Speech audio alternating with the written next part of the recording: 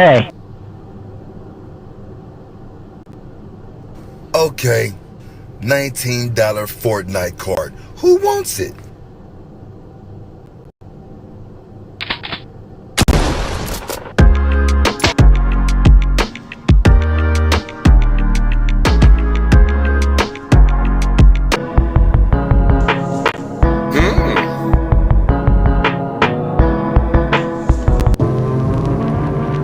But what the hell, but?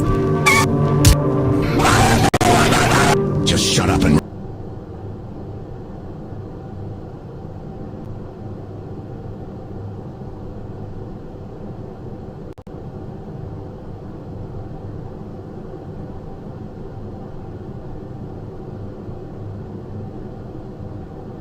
There was once a boy named Aaron who always kept his bedroom window open at night. He liked the fresh air even when it was cold. One night he woke up suddenly, no reason, no sound, just that strange feeling that someone was watching him. His room was dark except for the moonlight. He looked toward the window. A face was staring in, not pressed to the glass, not moving. Just hovering a few inches outside the window, looking straight at him. Aaron froze, eyes wide, breathing silent.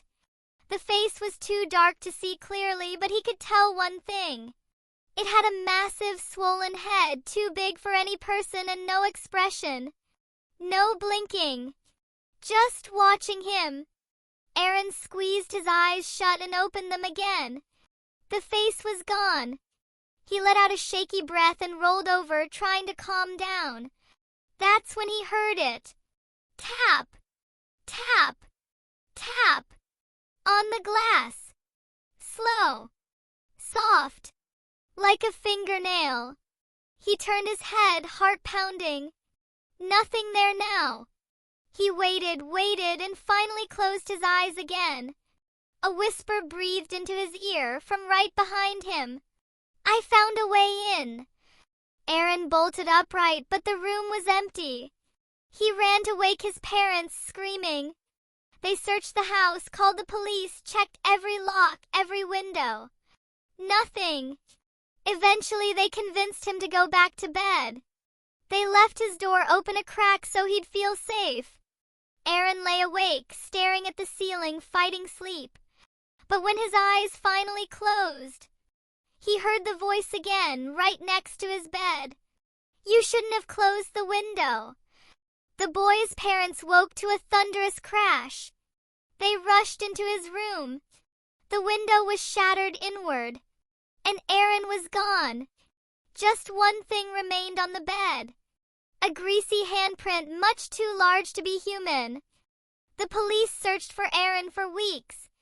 No footprints. No forced entry. No sign of struggle. Just the shattered window and that oversized handprint. The parents were questioned, neighbors too, nothing. Eventually the case went cold. But Aaron's older sister, Leah, couldn't stop thinking about the night he disappeared. Especially because her room was right above his. If someone got in through Aaron's window, they could have reached hers too. Red triangle pointed down 1 month later. Leah worked up the courage to go back into Aaron's room. Everything was exactly how he left it. Except for one thing. His old baby monitor, the kind parents used to listen to infants, was still plugged in and pointed toward the bed. She hadn't noticed it before. She picked it up and pressed the playback button. The monitor had been recording sound automatically. Static at first. Then a soft breathing. Not Aaron's. Slow. Heavy. Wet. Then a voice too close to the microphone. The window is open. Leah dropped the monitor in shock. She didn't want to listen anymore. But her hand shook and hit the play button again by accident. Another voice, Aaron's, terrified. What do you want from me? The reply came immediately. You have something I need. A scraping sound followed, something sliding across the floor. Then Aaron's scream cut off suddenly. Leah tried to stop it. She couldn't move. The last part of the recording was faint, almost a whisper in a different voice entirely. Another one will look for him. Another window will open. The monitor clicked off. Then, as if timed to the words, a tap came from the glass behind her. Tap! Tap! Tap! Slow and patient. Leah turned around, shaking. The curtains moved slightly from the draft. Too scared to look, she pulled them open in one fast motion, nothing there. She let out a breath of relief. Then she heard it. The bedroom door downstairs slowly creaking open. And a voice, deep, close, and wrong, calling up the stairs. Laia, the window is open. The lights flickered. She wasn't alone anymore. The voice from below, deep and stretched like something trying to imitate a human, called again. Laia, the window is open. Every instinct told her to run, but her legs refused to move. The house went silent. Then footsteps began climbing the stairs. Not normal footsteps, slow, heavy, and uneven, like something dragging too much weight. Thump, scrape. Thump, scrape. Leah backed away until she hit the wall. Her breathing was fast, loud. She tried to be quiet, didn't succeed. The figure appeared at the top of the stairs. She only saw its silhouette at first, huge and wrong, shoulders low, head massive, tilting as if too heavy for its neck. As it stepped into the hallway light, she saw it properly for the first time. Its head was enormous and sagging, with no visible mouth or nose, just two hollow eye sockets staring straight into her. It stretched one long hand toward her, each finger too thin, too long, and said in a voice like a memory played backward, "You kept your window closed. That made it hard to find you." Leah tried to scream, but no sound came out. The creature stepped closer. She could smell it, rotten, metallic, old. He opened his window. It whispered, "He let me in." Leah forced herself to move. She ran into Aaron's room and slammed the door shut. She grabbed the dresser and shoved it in front of the door, shaking, crying, gasping. Then she heard the creature's voice on the other side. "Doors don't stop me." A soft tapping began on the wood. Not pounding. Not breaking. Just tapping, patient and rhythmic. Tap. Tap. Tap. Leah screamed, grabbed Aaron's lamp, smashed the window, and climbed onto the roof, cutting her hands. She looked back. The tapping stopped. Silence. She thought she escaped.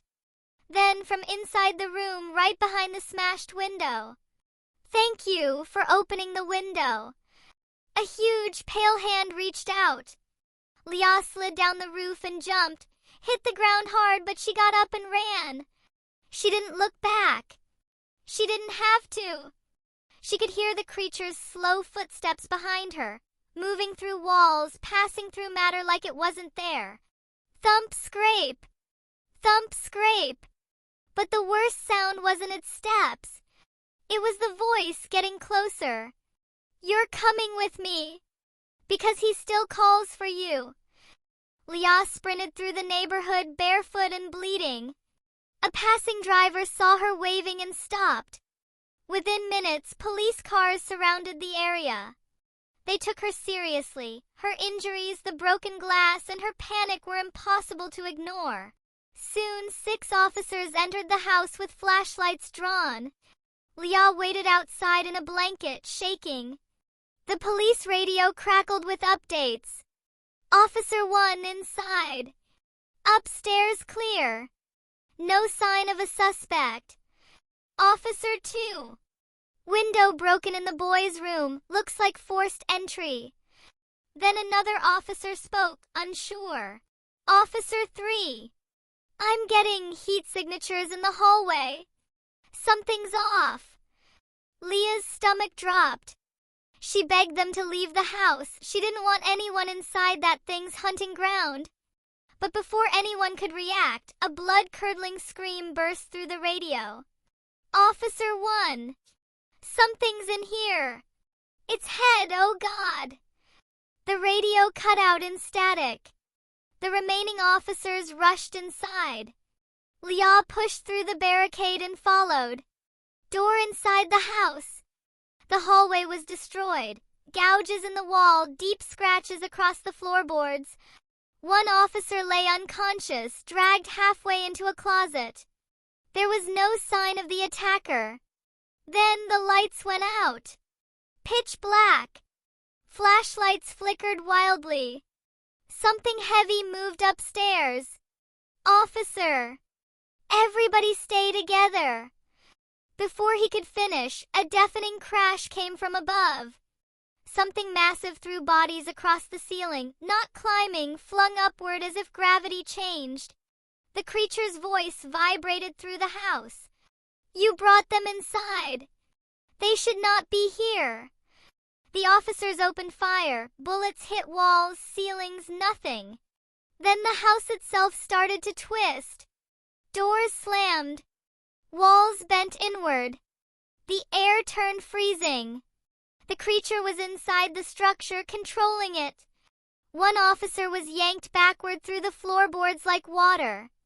Another fired blindly and screamed as he was pulled into the air, vanishing into the darkness. Leah was frozen.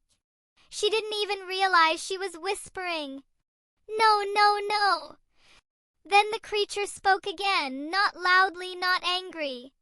"You can run from me." They could not. The remaining officers grabbed Leah and dragged her outside. One carried the unconscious man.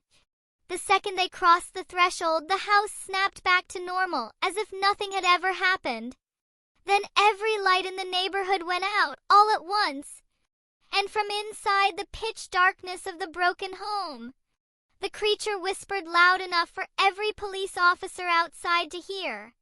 "Leah is mine. And the next time you try to save her, I will take everyone." No one went back in. No one dared. But that night, Leah didn't go home with officers. She told them she'd stay somewhere safe. She didn't. She went somewhere she hoped the creature wouldn't follow. Aaron's abandoned school. She...